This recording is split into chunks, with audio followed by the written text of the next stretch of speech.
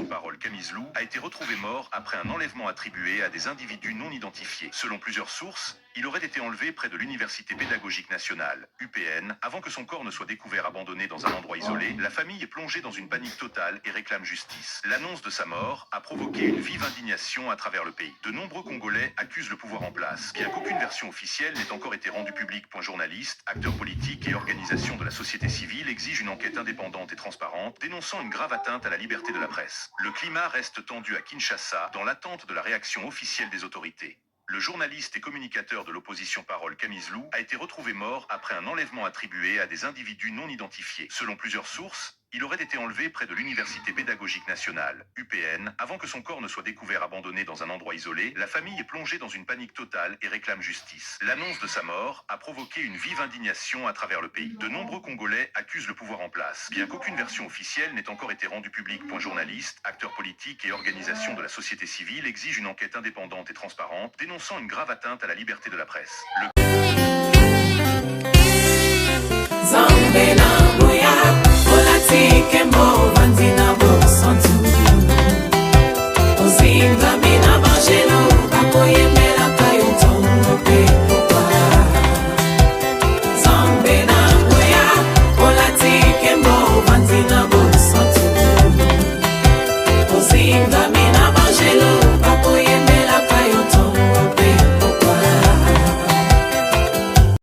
MDG TV,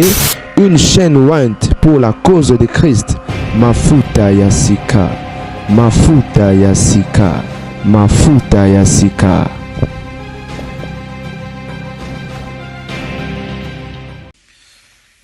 Certainement vous allez très bien, moi ça va par la grâce de Dieu et la famille. Et nauti komona batindeli ngai photo tope information na photo ya mais c'est maîtrisable, je crois que bien comme les assos kamizelo que akufi mon ba voix ya ba intelligence artificielle on va ça la ba émission ba montage voix ba eloba jamais vérité, voilà qui akufi. Et des jours passés plus ou moins t'aurais que ba enlever soi-disant na mission ya moi sinaï moi sinazalaki wana ba forcer battement ba forcer akota na jeep akota. Et puis après balobi que non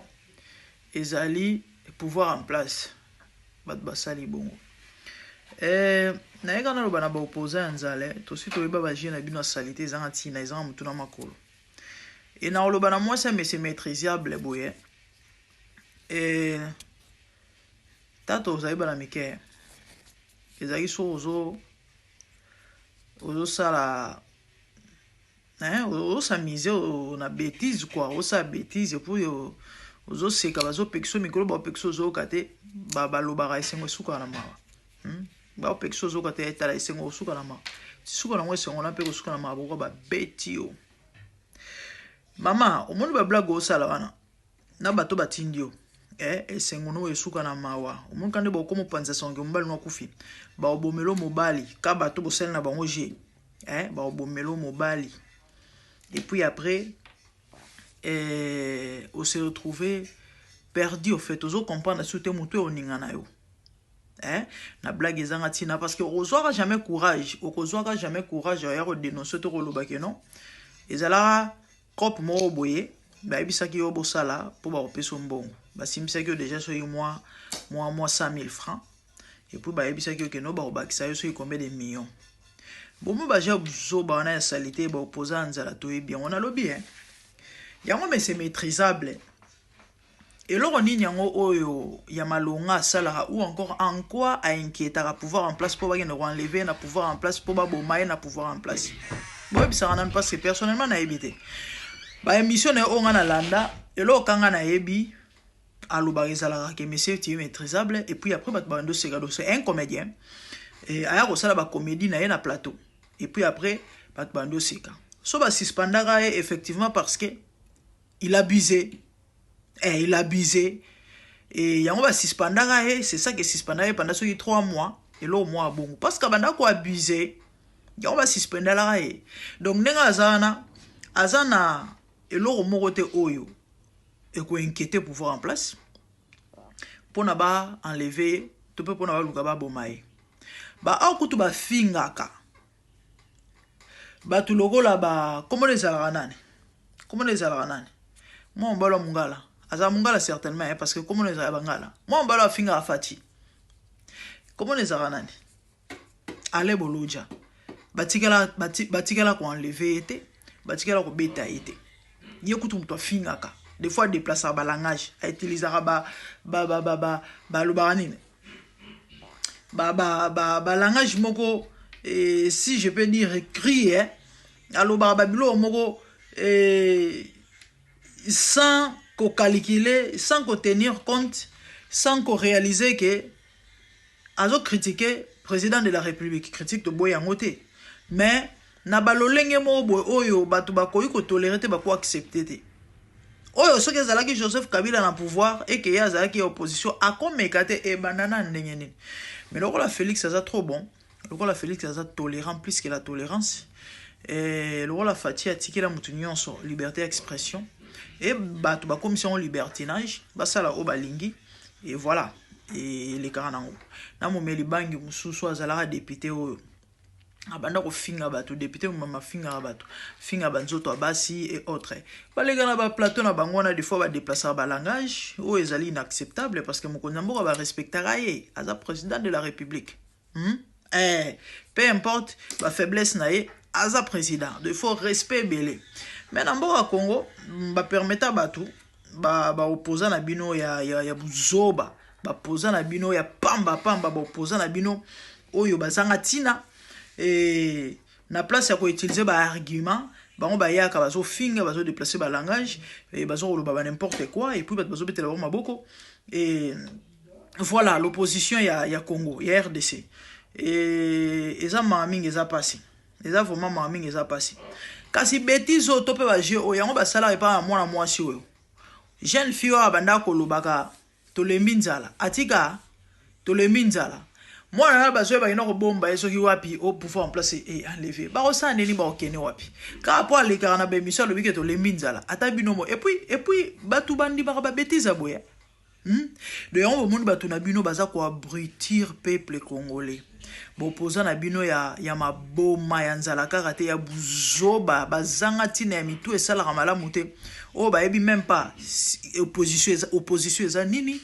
et oyo bazo opposition au fait na ebi kututé au fait au Congo opposant zalakate na Congo opposant azalakate parce que batu nyonso balobaki bazala ba opposant ba ebi signification opposition te parce que o basalaka eza opposition te eza opposition te et tellement congolais asaka modèle azawana et ba gobara nyonso ba nimara nyonso ba e bato mo ba yaka basala ba jemo salité zanga tina ya buzoba e bino bondimaka na bino pe bondimaka na bino et du coup ba bano panza basango ke no mutu wana kufi neti blague boyoka pe mutu ngo akufi banani basali salije bango moko pona nini nyonso na pona nini balatisa pouvoir en place ngambo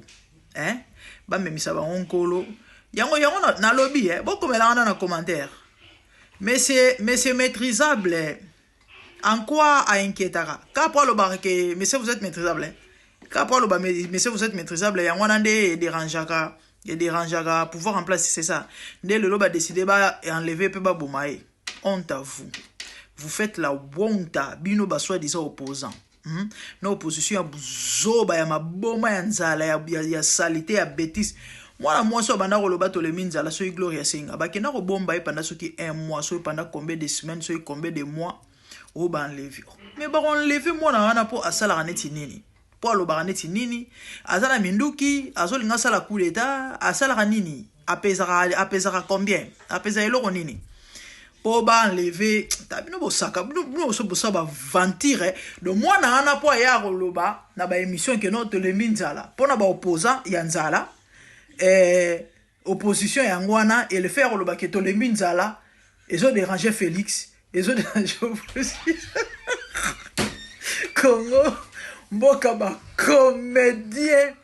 mboka ba tente ba memi comédie partout. Na comprenant pourquoi papa mbosolo baka na collègue ne malemba que nyonso ezalaka théâtre te parce que kongola memi théâtre partout na makambo série kongola koti comédie na makambo série kongola koti comédie nyonso koma nango théâtre yango bomoni mboka na po décoller pasi parce que batata mibimba na bamama mibimba bapesi bango bokonzi bobongisa mboka rien tellement ba comédien bazosakana na bango bazolia bambongo na bango et puis ils s'en foutent hein? Mais le reste c'est un problème de monter taliban pourquoi parce que ils savent même pas pourquoi ils sont là et puis voilà le fait quand que bango bambongo na bango et ça suffit et bino botika liona bango bazana tina na bino de soit na besoin que poto aux avion ke poto soit azana besoin rolia et lo nyonso azana posa rolia robimisa mbongo asombi soit besoin azana besoin tambola na mutuka ya nouveau modèle bimisika akosomba mutuka na pourquoi parce que ba détournera bambongo bazana ba millions bana ba milliards na ba compte et nini yango ko inquiéter sur na vie yesi abonga bana na e moi sina aza bien bana ne baza bien avant dara et na quartier ya bien alalaka na malili côté ne kuluna zalaka te et puis etali bango te c'est ça le Congo donc na oloba na mwasi ya mese Kamizelo ce qui me c'est maîtrisable tala benga mbali na téléphone yebisa abima to peke no oloba na bato bo sala na bango ba jeze ya salite ba pesa ke soki 10 000 francs ba biso ke non kene na ngo bongo le kana ba émission ti après e ko yinda bongo to ba kiso soki combien de millions soki combien de dollars mama oh baloba kité o regretter mobali o la lo lamu ki okip o baje bon ba blague comédie ana e ko mapenda réalité ba bomelio mobali et batu ba bomi e ka bato yo bosal na bango aventure wana e ozana makasi to zo courage ya lo batim to si to yebi buzoba ya ba opposant ya buzoba ya mboka Congo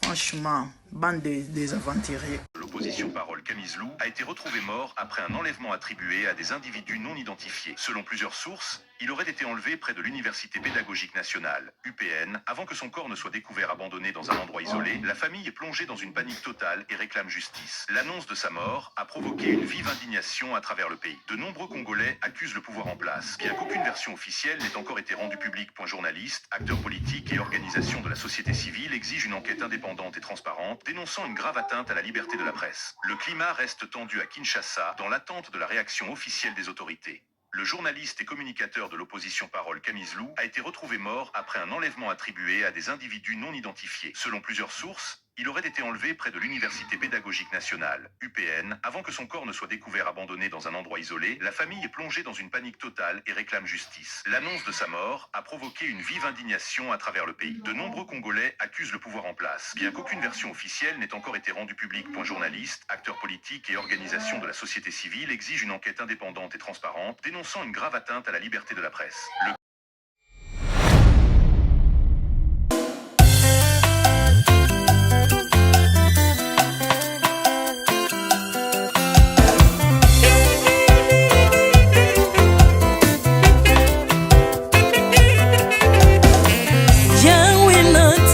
mokili oyo namoni te natangi na histoire ya monde namoni te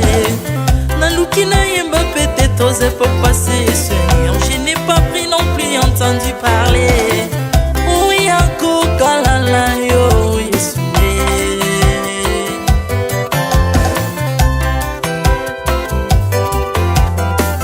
même na domaine ya sorcellerie nationale atana oyo ya international papa na yo kisangwa banzamba mokili yo mopota kufa se kwa lokola yo Yesu nanya voyage a lokola yo tanyangwa koka nino ya wanzambe uni masomo ya ekulusu ponanga okufose kwa poyo zali nzambe Yesu nzambe moneno kitana se olata nzoto poyo bikisanga okitana se pozwe sikananga ofuta nyongo na nzambe nanga Yesu ozali nzambe onkoteya okani na yo ozali nzambe obongwani te Yesu Yesu ozali nzambe onkoteya okani na yo ozali nzambe obongwani te Yesu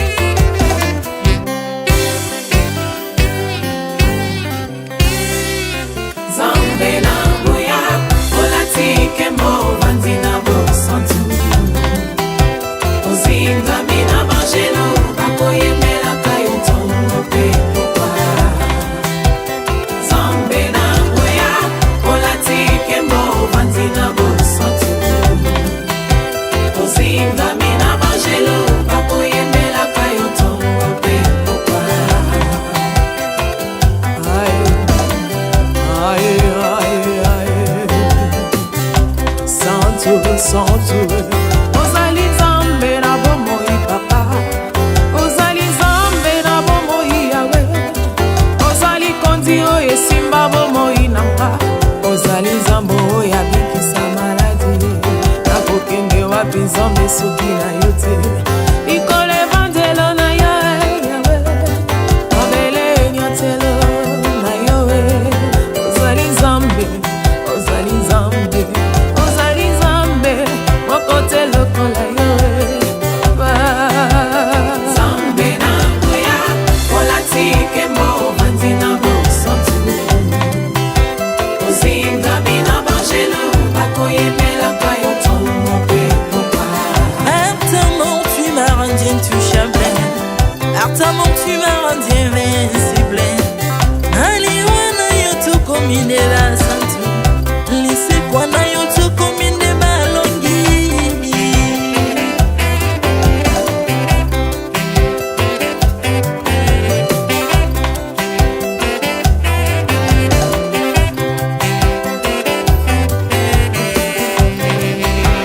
nzambe na ngoya olatike mo vanzi na bosantu ozingami na bangelo bakoyemelaka yo ntongo mpe popa nzambe na ngoya olatike mo vanzi na bosantu ozingami na bangelo bakoyemelaka yo ntongo mpe popa Autrefois ngai nazalaki binzo ndoki akolianga lolenga lingi mais par son son nase métamorphosé osimingo sangwe maladi na miso olengo bebi naza toxique grâce à lui.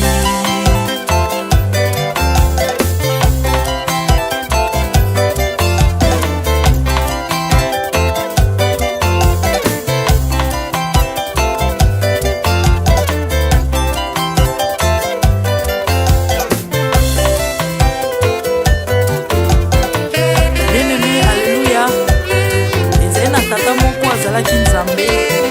ntango akufi badepsine balobi keno akosekwa mpo nzambe bakristo basekwa alors mpo bafasilite lisekwa na ye bakunda ye motu libanda mpo ntango akolamuka abimaki elingala moko mais comme nzambe na biso alinga kokambola gloire na moto te lobi nango na ntongo baya kokuta bangulu basepelisa motu ya nzambe na bango yango bien aimé bato wana bakoma oyo biso toliaka ngulu te mpo milimo mabe ekotaka na ngulu mais soki bino boliaka ngulu te mpo milimo mabe ekota na ngulu bomelaka mai te mpo milimo mabe ekotaka na mai yango tokumbisa nzambe po akufa asekwa avandi na loboko ya tata mpona kointercede mpo na nga na yo jésus de nazareth amen ozingami na bangelo bakoyemelaka yo ntongo mpe popa nzambe na ngoya olatike mo vanzi na bosantu ozingami na bangelo bakoyemelaka yo ntongo mpe popa